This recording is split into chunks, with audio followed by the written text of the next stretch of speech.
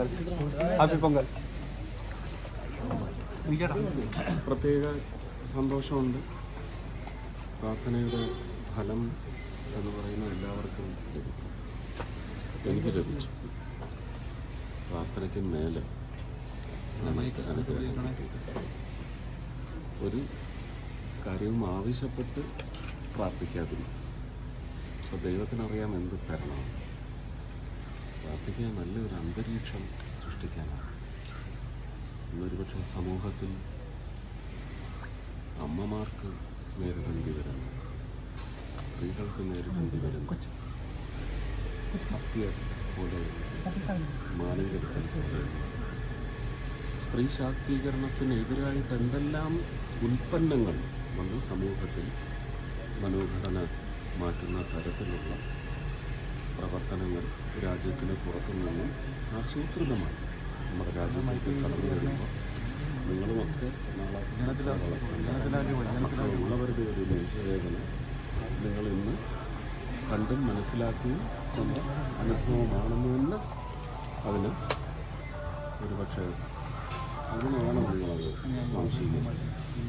മാധ്യമങ്ങളുടെ വളരെ വലിയ, എന്നോട് ചോദിച്ചാൽ ഏറ്റവും മുന്തിയ പങ്ക് മാധ്യമങ്ങൾക്ക് കുറ്റം കണ്ടെത്താനും കുറ്റം കണ്ടെത്തി പ്രചരിപ്പിക്കാനും ആരോപണങ്ങൾ ഉന്നയിച്ച് വിഷയത്തിൻ്റെ ഒരു പൊരുൾ അല്ലെങ്കിൽ അതിൻ്റെ ഒരു ഗ്രാവിറ്റി കെടുത്തിക്കളയാനല്ല മാധ്യമ പ്രവർത്തനം നടത്തുന്നത്.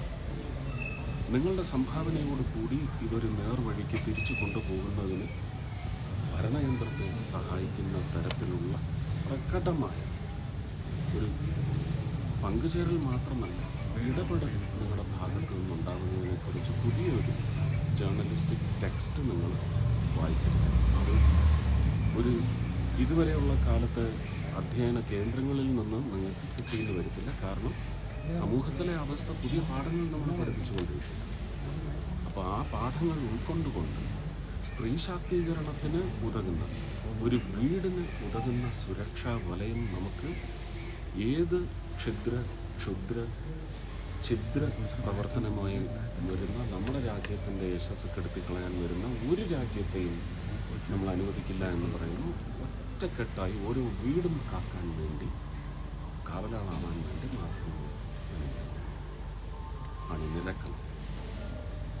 ഇത് സമൂഹത്തിൻ്റെ ഒരു പെർസ്പെക്റ്റീവിൽ ഞാൻ പറയുന്ന കാര്യം.